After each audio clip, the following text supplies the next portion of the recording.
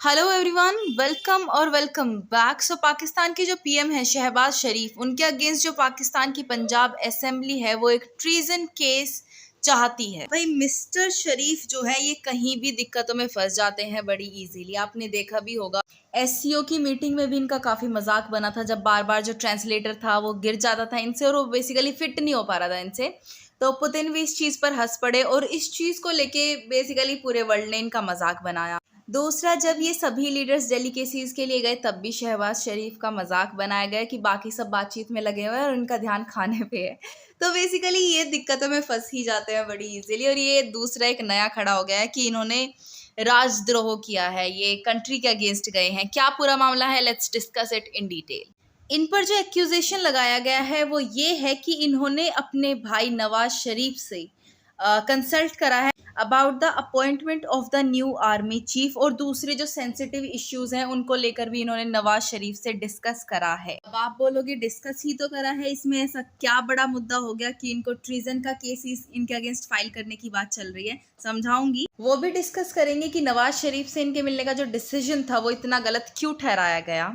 पहले इनके army chief के अपॉइंटमेंट की बात कर लेते हैं। देखो, आपको पता है जो करंट आर्मी चीफ है पाकिस्तान के वो है कमर जावेद बाजवा, और जो पाकिस्तान के आर्मी चीफ का टेन्योर होता है वो या तो होता है 3 साल या फिर जब तक उनकी एज ना हो जाए 64। कमर जावेद बाजवा अपॉइंट किए गए थे एज आर्मी चीफ इन 2016, तो इनको 2019 में ऑलरेडी एक एक्सटेंशन मिल चुका है।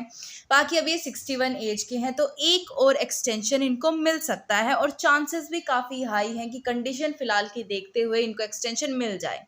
लेकिन देखो, सबसे पहले तो जो इमरान खान है उनकी पार्टी बिल्कुल नहीं चाहती है कि बाजवा रहे आर्मी चीफ, और दूसरी बात है कि इमरान खान के साथ बहुत ज़्यादा पॉपुलेशन है पाकिस्तान की, उनके साथ जो सपोर्ट है वो काफ़ी ज़्यादा पॉपुलेशन का है। तो देखते हैं क्या होता है। बाकी अभी फ्लड के दौरान जितनी भी चीज़ें करी जा रही हैं वो बाजवा कर रहे हैं, तो बेसिकली इनकी जो इमेज है वो थोड़ी इम्प्रूव हुई है इन पाकिस्तान। ये आने वाले समय में पता चलेगा कि क्या इनको ही एक्सटेंशन मिलता है या फिर दूसरे कोई नए चीफ बनेंगे। जो पाकिस्तान के डिफेंस मिनिस्टर है ख्वाजा आसिफ, उन्होंने बोला है कि जो डिफेंस मिनिस्ट्री है और जो हेडक्वार्टर्स हैं पाकिस्तान आर्मी के वो इस चीज़ पे कंसल्ट कर रहे हैं और बाय अक्टूबर एंड एक डिसीजन में आ जाएंगे कि हमें अगर नया आर्मी चीफ बनाना है तो वो किसको बनाना है या फिर एक्सटेंशन इन्हीं को देना है, क्या करना है, बेसिकली हम डिसीजन ले लेंगे। अब सारी जो स्पॉटलाइट है वो ऑफ कोर्स इस हाई प्रोफाइल के अपॉइंटमेंट पर है कि पाकिस्तान का नेक्स्ट आर्मी चीफ होगा कौन, इतने ज़्यादा कैयोटिक सिचुएशन के बीच। और इसी बीच जो शहबाज शरीफ है वो अपने बड़े भाई नवाज शरीफ से मिलने लंदन चले गए। वो एक्चुअल में लंदन गए थे ब्रिटिश क्वीन के फ्यूनरल के लिए, जिसके चलते वो अपने भाई के पास भी चले गए मिलने। और ये इन पे आरोप लगाया जा रहा है कि इन्होंने आर्मी चीफ की अपॉइंटमेंट डिस्कस करी है नवाज के साथ और बाकी भी सेंसिटिव इश्यूज को डिस्कस करा है इनके साथ। देखो, पाकिस्तान के पंजाब में तहरीके इंसाफ जो कि पीटीआई है, इमरान खान की जो पार्टी है, वो रूल करती है। ऑफ कोर्स इनको एक अच्छा खासा मौका मिल गया है कि ये शहबाज शरीफ के अगेंस्ट कुछ एक्शन ले, और इसी के चलते इन्होंने ये रेजोल्यूशन पास कर दिया पंजाब की असेंबली में कि पीएम के अगेंस्ट ट्रीजन का केस फाइल करा जाए। तो ऑलरेडी जो इनके पीएम है शहबाज शरीफ, इनके अगेंस्ट काफ़ी ज़्यादा केसेस हैं ऑलरेडी। जैसे कि शुगर मिल केस में भी इनका नाम आया था कि इन्होंने मनी लॉन्ड्रिंग करवाई है उसमें भी। तो ऐसे ही कई सारी केसेस आपको मिल जाएंगे इनके अगेंस्ट।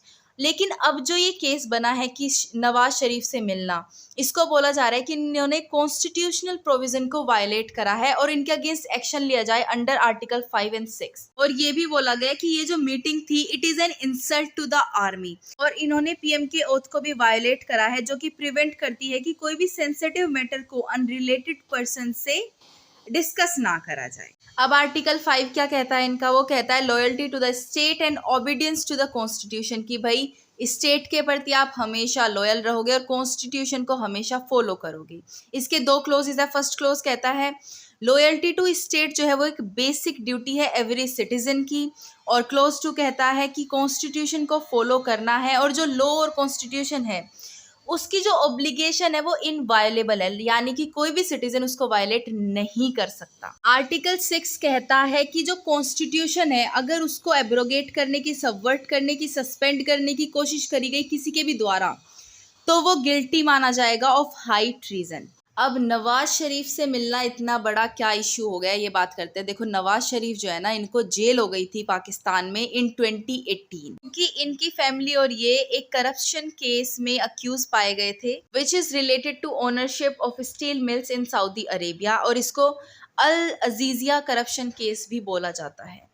अब इन्होंने फिर बहाना बनाया कि भाई मेरे को मेडिकल इश्यूज हो रहे हैं और मेरे को बाहर जाना है, तो उसके बिहाफ पे इनको बेल मिल गई कुछ दिनों की, और ये नवंबर 2019 में बेसिकली लंदन चले गए। अब ये बेल सिर्फ 8 वीक्स की थी, लेकिन ये तब से वहीं है। तो अपेरेंटली ये भागे हुए हैं अपनी ही कंट्री से, क्योंकि इनको अपनी कंट्री में आते ही जेल हो जाएगी, सबको पता है।